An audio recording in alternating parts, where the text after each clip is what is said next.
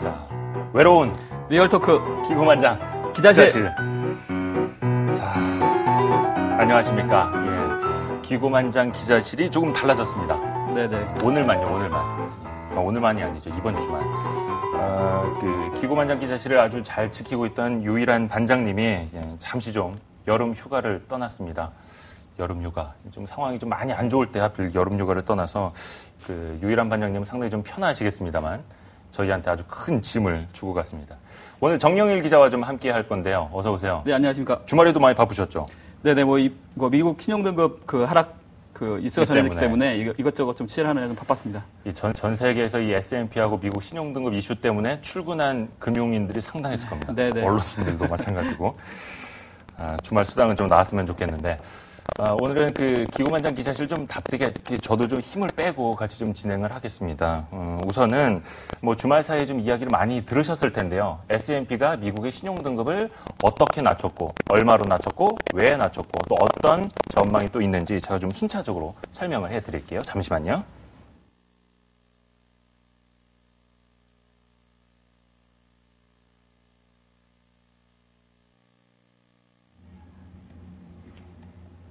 기고만장 기자실 다운데요. 야, 다른 시간 같은 상당히 조금 좀 긴장할 수 있는 모습인데, 좀 시장도 안 좋고, 여러 가지 좀 악재가 있다 보니까, 프로그램 내에서도 좀 악재가 좀 터지고 있습니다. 시장도 조금 하락폭이 더 커지네요. 잠깐 조금 시장을 좀 보고 넘어갈게요. 네, 일단 코스피 지수 같은 경우에는 한 32포인트 정도 빠져서, 그러니까 1.7% 정도 하락세를 보이고 있고요. 외국인 같은 경우에는 1,710억 정도 순매도를 보이고 있습니다. 오늘 1,912포인트로 출발을 했죠. 네네. 근데 조금 전에 1,909포인트까지 떨어졌고요. 네. 그러니까 장중에는 좀 기관 매수 많이 들어오면서 나쁘 만회하는구나 했는데 외국인 매도 마이너스 한 0.4%까지 하락폭을 좀 줄였었는데 그렇죠. 그 이후에 외국인들의 다시 매도세가 증가를 하면서 다시 이제 좀 낙폭이 커지고 있는 그런 모습입니다.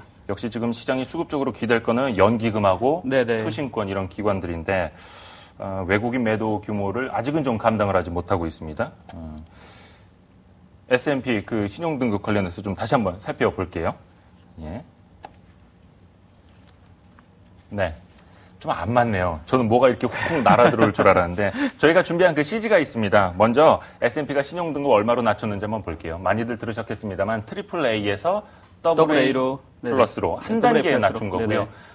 현지 시간, 미국 동부 시간입니다. 8월 5일 저녁 8시에 낮췄죠. 그 이전에 1시 반에 먼저 미국 재무부에 우리가 미국의 신용등급을 낮출 거다. 이 계획을 통보했다고 합니다. 이게 실질적으로 미국 장중에 좀 루머로 많이 반영이 됐었고 주요 언론에서 많이 다루기도 했었죠. 1941년 이후 70년 만에 처음이다. 이런 이야기 많이 나오고 있는데요. 왜 70년 만에 처음이냐? S&P의 역사를 좀 간단히 보면 알 것 같습니다. 1941년에 푸어스라는 회사채 신용등급을 매기는 회사랑 스탠다드 스태티스틱스 이 통계 회사 같은 경우 스탠다드하고 푸어스하고 합쳐서 스탠다드 앤 푸어스가 된 거니까요. 그러니까 41년 이후 처음이다. 이렇게 이야기를 나오고 있습니다. S&P는 매크로힐이라는 출판사의 자회사죠. 이 회사가 지금 비즈니스 위크를 발행을 하고 있고요. 비즈니스 위크 보셨나요? 자세하게 내용을 보지 못했고요. 저도 표지는 많이 봤습니다. 표지는 많이 봤습니다. 머니 위크에 조금 대적하는 그런 이야기죠. 강등 배경 보면 역시 재정적인 부분, 경제적인 부분, 정치적인 부분으로 좀 나눌 수 있는데 8월 1일 거의 디폴트 목전에서 미국 정부가 공화당과 합의를 했죠. 10년 동안 2조 4천억 달러의 재정 적자를 줄이겠다. 근데 이게 미리 S&P가 이야기했던 4조 달러 감축에는 크게 미달을 한 겁니다. 그래서 역시 재정 건전성을 좀 충족시키에는 불충분하다. 이런 배경이 나온 거고요. 정치적인 리스크도 있는 거죠. 역시 재정 정책을 만들어 가는데 너무 정치 도구화돼 있다. 또 경제 위기, 또 디폴트 끝까지 가서야 정치인들이 좀 부랴부랴 합의하는 등 역시나 좀 그런 정치적인 뭐라고 해야 되나요? 좀 경고 메시지를 던졌다? 이렇게 볼 수가 있겠죠. 설전도 좀 있었습니다. 미국 재무부하고 S&P 사이인데 2조 달러 가까운 추정치 계산에 오류가 존재한다. 이런 이야기 나왔죠. 그리고 계산 실수를 범한 뒤에 그 근거를 경제적 이유에서 정치적인 이유로 교묘하게 바꿨다. 이렇게 재무부가 S&P를 비판을 했고요. S&P도 역시 주고받았죠. 계산착오는 이번 평가에 큰 영향을 주지 않는다. 결론적으로는 계산착오로 좀 인정한 꼴이 됐습니다. 그리고 미국의 신용등급이 강등된 가장 큰 원인은 미국 연방정부가 채무 문제 근본적인 해결책을 제시하지 않았기 때문이다. 이렇게 받아쳤습니다. 자, 여기까지가 이제 팩트고 앞으로 전망을 좀 어떻게 볼 수 있는지 이 부분은 저희가 이코노미스트 한 분 좀 연결을 해볼게요. NH투자증권의 이코노미스트죠. 김종수 연구위원입니다. 위원님 안녕하세요. 예, 안녕하세요. 주말에도 바쁘셨죠? 예, 그렇죠. 예, 오늘 또 이제 자료도 빠르게 내셨던데 정말로 그 미국의 그 신용등급이 한 단계 낮춰지면서 쇼크 혹은 이제 충격이라고 부를 정도의 금융시장에 좀 변동 생길 거라고 보십니까? 예, 일단은 오늘 시장 반응이 이제 상당히 좀 하락하면서 안 좋은 모습 보여주고 있는데요. 일단 결론적으로 쇼크라고 보기엔 쇼크까지는 좀 아니더라도 일단 좀 단기적으로 좀 시장 불안은 좀 불가피하지 않겠냐 이렇게 볼 수 있을 것 같습니다. 역시 이제 금융시장이 향후 어떤 모습을 보이냐는 것은 이 미국 국가 신용등 강등에 따라서 이 미국 달러 자산에 대한 선호가 과연 지금 약화될 건가 아닐 건가의 최대 관건일 것 같은데요. 일단은 이 신용 등급이 좀 떨어졌기 때문에 어쨌든 간에 미국 국채 금리가 상승할 수 있고 또 이 중기적인 관점에서 포트폴리오 조정 차원에서 미국 달러 자산 수요가 좀 감소할 수 있다.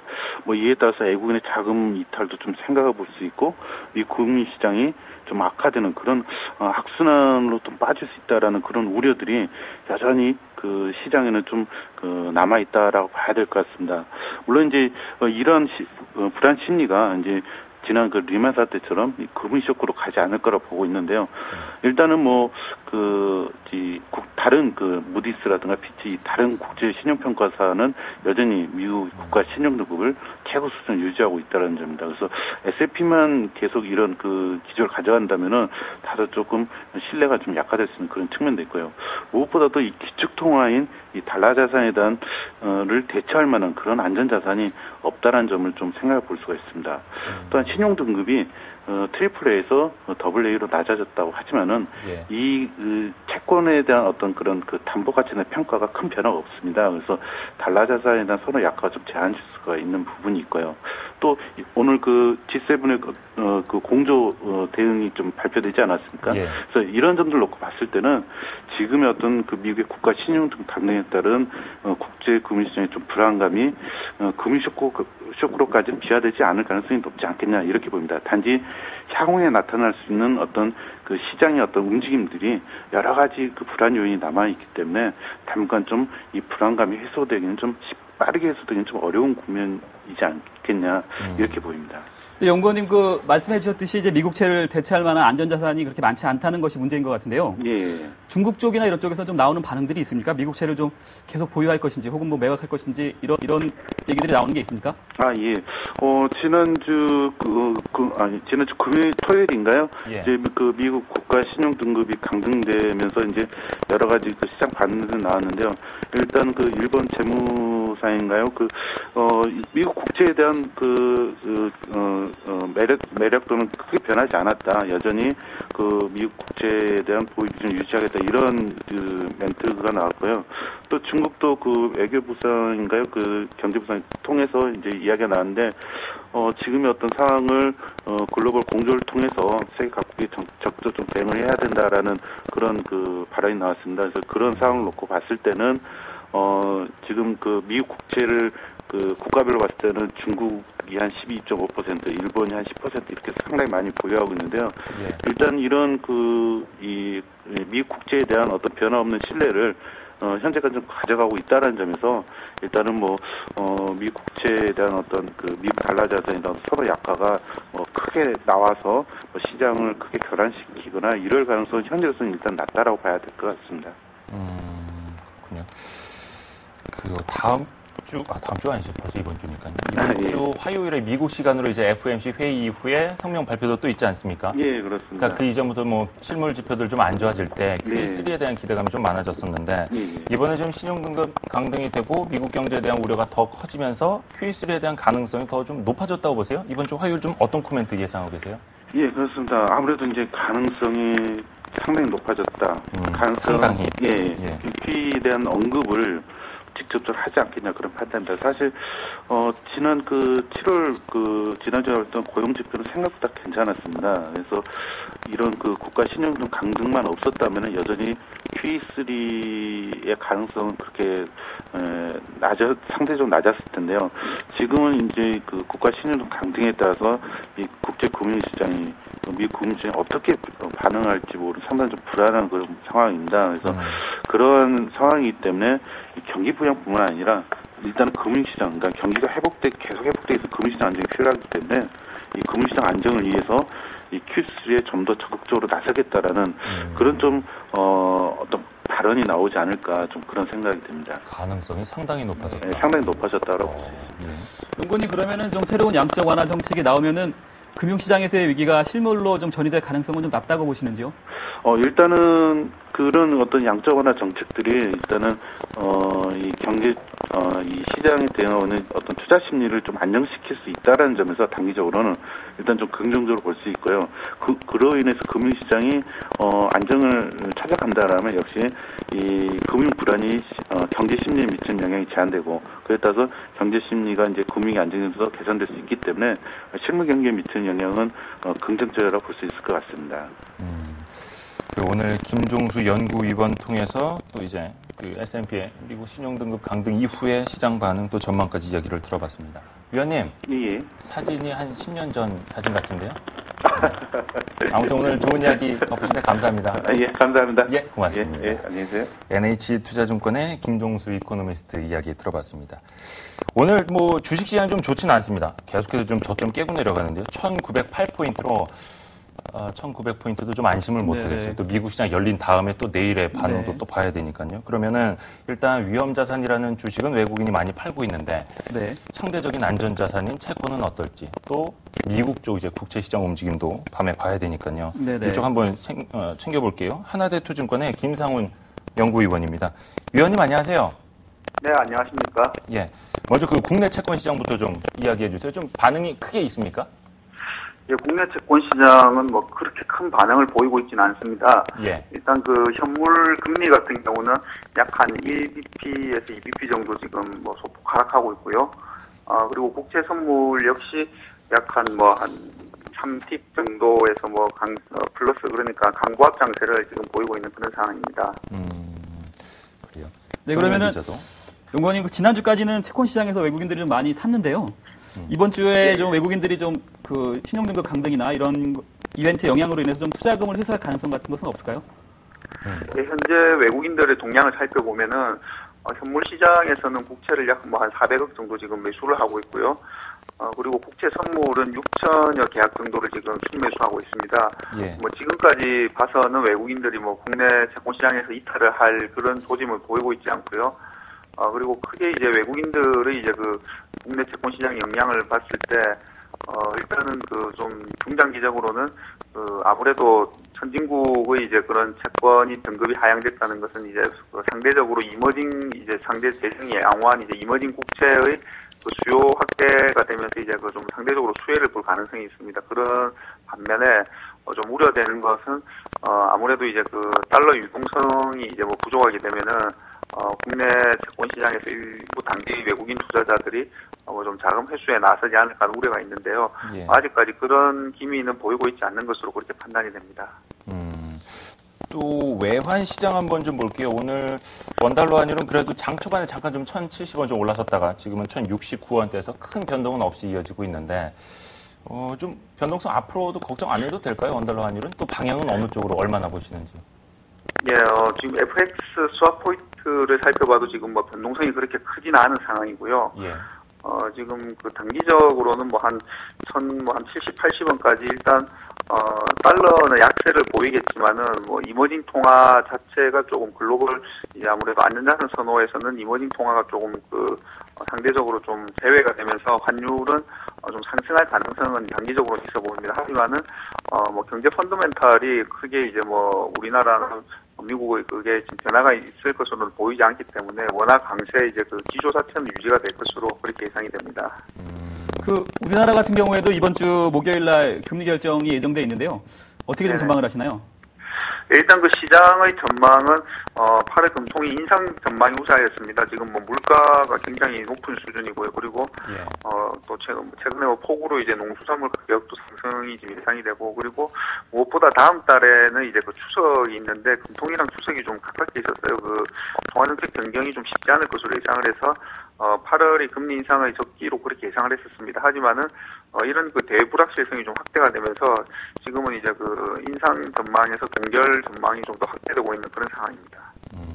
그 많은 채권 애널리스트 분들이 이달에 기준금리를 좀 올릴 걸로 봤다가 동결적으로 의견을 많이 바꾸셨더라고요. 이 의원님도 그 중에 한 분입니까? 네, 저도 지금 뭐 그렇게 조정을 하고 있고요. 지금 대불확실성 일단 뭐 말씀드렸듯이 국내 펀더멘털은 크게 훼손이 되지 않고 물가를 보면 금리를 인상해야 되는 것이 맞는데 정부 정책 뭐 지금 전반적인 공조나 이런 차원에서 모두 이런 그 대불확실성이 금리 인상을 좀 제약을 하지 않을까 그렇게 예상이 됩니다. 근데 조금 앞서간 걱정이 아닐까 생각이 들면서도 질문을 드릴게요. 혹시나 이제 금리 인상이 필요한데 대외 변수 때문에 좀 동결을 선택했다. 그러면 나중에 금리를 한두 차례는 올리지 않을까. 좀 불확실성이 남았다. 그래서 좀 부정적이다. 이렇게 해석도 가능할까요? 예, 말씀하신 것처럼 그 시기상의 좀 타이밍상의 문제가 좀 있는데요. 사실 어떻게 보면은 금리를 조금 미리 인상을 했었으면 가장 좋았을 텐데 지금 그런 것이 좀 이런 상황이 된 것 같고요. 그리고 이런 대불확실성이 제고가 되거나 하면은 이제 금리를 당연히 뭐 인상할 가능성이 높을 것으로 보입니다. 하지만은 올해 연내 인상이 약 한 1회에서 2회 정도 인상 전망이 우세하다가 지금은 1회 정도로 조금 낮아진 그런 상황입니다. 아하, 최소한 한 2회 인상에서는 1회 인상으로 좀 낮아졌다. 알겠습니다. 오늘 채권 시장 그리고 외환 시장 움직임 좀 이야기 들어봤고요. 하나대투증권의 김상원 연구위원이었습니다. 고맙습니다. 네, 감사합니다. 네, 감사합니다. 11시 18분 지나가고 있고요. 시황을 볼 때마다 지수가 좀 더 떨어지고 있네요. 1904포인트입니다, 지금. 1900선도 좀 위태위태한 그런 상황이 됐다고 볼 수 있겠네요. 40포인트 가까이 지금 퍼센테이지로는 2% 이상 밀리고 있고요. 시간이 갈수록 외국인의 순매도 규모가 많아지고 있습니다. 근데 개장 초에 지금 조금 약간 낙폭을 좀 좁히는 데 도움을 줬던 투신권이나 연기금이 더 이상은 사지는 않네요. 기관이 누가 가장 많이 사는 거 하고 보니까 역시 우정사업본부가 포함이 되어 있는 기타. 역시 매수 차익 거래만 하는 거고요. 네, 한 1,600억 정도의 순매수가 들어오고 있습니다. 그러니까 지금 사는 거는 아주 기계적으로 움직이는 차익 거래밖에 없어서 오늘 뭐 장중 바닥이 만들어졌다. 뭐 1,900선은 안심할 수 있다. 결코 이렇게는 볼 수가 없겠네요. 좀 힘듭니다. 참 그 얘기 좀 여쭤보죠. 그 증권가에서는 지금 좀 어떻게 대응을 해야 된다. 혹은 나는 좀 어떻게 대응을 하겠다. 뭐 이런 반응들이 좀 많이 나오고 있네요. 일단 뭐 시장에 직접적으로 영향을 줄 수 있는 이벤트가 주말에 있었기 때문에요. 그것들에 대한 좀 분석들이 활발하게 좀 나오고 있습니다. 일단 증권가에서는 그 미국 신용등급 강등이 처음 겪어보는 이벤트라는 점에서 촉각을 세우고 있는 모습입니다. 그동안 미국 국채는 신용등급 AAA의 무위험 자산 지위를 누려왔고요. 달러 역시 안전자산을 대표해왔습니다. 이것을 바탕으로 세계 금융경제가 움직여왔는데요. 이 같은 시스템에 변화가 생겼다는 것입니다. 그러나 증권가에서는 우선 미국의 국채등급 하락이 시장에 미치는 영향은 제한적일 것으로 전망하고 있습니다. 삼성증권 같은 경우에는 과거 일본의 신용등급 하향 조정 당시에 금융시장에서 이상현상이 나타나지 않았으며 여전히 엔화는 안전자산의 지위를 누려왔다는 점을 강조하고 있습니다. 대부분의 기관 투자자들이 AAA와 그리고 AA+의 차이를 두지 않고 미국 국채와 달러와의 대체 자산이 없기 때문이라는 분석을 내놓고 있습니다. 근데 그 이전부터 이야기는 이미 나왔잖아요. 4월에 S&P가 미국의 신용등급 전망을 부정적으로 낮췄던 거고요. 한 석 달, 넉 달 전에. 그리고 최소한 뭐 아무리 그 부채 협상이 좀 타결이 된다 해도 3대 신용평가사 중에 하나는 낮출 거다. 이게 거의 컨센서스였거든요. 이걸 어떻게 봐야 됩니까? 이거 예상을 했던 건데 아는데도 또 당했다 이렇게 봐야 되나요? 네, 일단 신용증권에서 좀 비슷한 점을 좀 지적을 해주셨는데요. 신용증권은 이번 등급 하향이 금융시장에 이미 선반영된 측면이 있다고 지적을 했습니다. 7월 중순에 이미 S&P가 하향 경고를 내놨고 국제 편입이 많은 MAF 같은 경우에 지난주에 리만 브라더스 파산 이후에 가장 많은 700억 달러의 그 환매가 나온 점 등을 그 근거로 제시했습니다. 신용증권은 또 이번 사태의 여파가 지방채와 금융기관채 등으로 번져갈 수 있지만 풍부한 유동성을 바탕으로 해서 신용위험 확산의 충격파를 완화시켜 나갈 수 있을 것으로 전망을 했습니다. 어려운데요. 일단은 얘기를 다 들어보면 그렇습니다. 어떤 악재가 돌발될 때도 마찬가지고 단기적으로 충격은 있겠지만 중장기적으로는 안심해도 괜찮다. 이런 이야기가 많은데 중장기적으로는 좀 어떻습니까? 일단 뭐 중장기적으로는 그 시장에서는 일단 단기적으로는 낙관론이 다수인 반면에 향후 앞으로는 좀 상황을 예측하기 힘든 것도 사실이라는 분석도 나오고 있습니다. 우선 뭐 가장 큰 것이 뭐 이미 많이 말씀을 드렸을 텐데 더블 딥 이중 경기 침체에 대한 우려인데요. 증권가에서는 일단 더블딥 진입에 대한 가능성은 낮다고 보는 시각이 대부분입니다. 대우증권 같은 경우에는 미국의 경기 선행 지수가 나타내기로는 그 미국 경기가 완만한 후퇴를 보일 뿐 더블딥까지 이를 정도는 아니라는 사실을 강조했습니다. 또 7월에 나온 고용 지표까지 회복됨에 따라서 최근 그 더블딥에 대한 시각이 크게 교정될 가능성이 높다는 점도 동시에 지적을 했는데요. 문제는 이 더블딥의 진입 가능성이 낮다는 것을 확인하는 데까지 이제 걸리는 시간이 필요하다는 그런 문제입니다. 신영증권 같은 경우에는 완만한 그런 민간 경제의 자생력 회복과 중국 모멘텀이 유지되고 있는 점 등을 들어서 더블딥 진입 가능성이 높지 않다고 얘기를 하면서도 더블딥이 불발로 끝난다는 것을 확인하기 하고 그리고 중국이 본격적인 물가 하락을 수반한 경기 모멘텀을 확인하는 데까지 3개월 정도의 시간이 필요할 것으로 전망을 했습니다. 좀 더 시간이 필요하다. 네네. 구체적으로 좀 투자자들한테는 어떤 조언들 하고 있나요? 뭐 지수랑 좀 비교를 해봐서 이 지점에서는 좀 이렇게 움직이자. 네네. 일단 뭐 신영증권 같은 경우에는 앞서 말씀드렸듯이 향후 한 3개월 정도는 1900선 전후에서 기간 조정을 거치게 될 것으로 봤습니다. 그 이후에 4분기 중반경부터 상승 추세로 복귀해서 2012년 이후에는 다시 장기적인 상승 국면에 들어갈 수 있을 것으로 봤고요.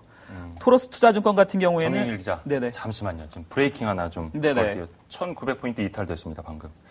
네네. 코스피가 1900포인트를 이탈을 했습니다. 지금 5거래일째 지금 외국인의 매도와 함께 하락을 하고 있고 조금 전에 1900선을 이탈을 했습니다. 차트를 좀 살펴보니까 장중에 1900포인트 이탈한 거는 지난 3월 15일 당시에는 1882포인트까지 내려갔었는데요. 3월 15일 이후 장중에 지금 1900 깨진 거는 처음이고요.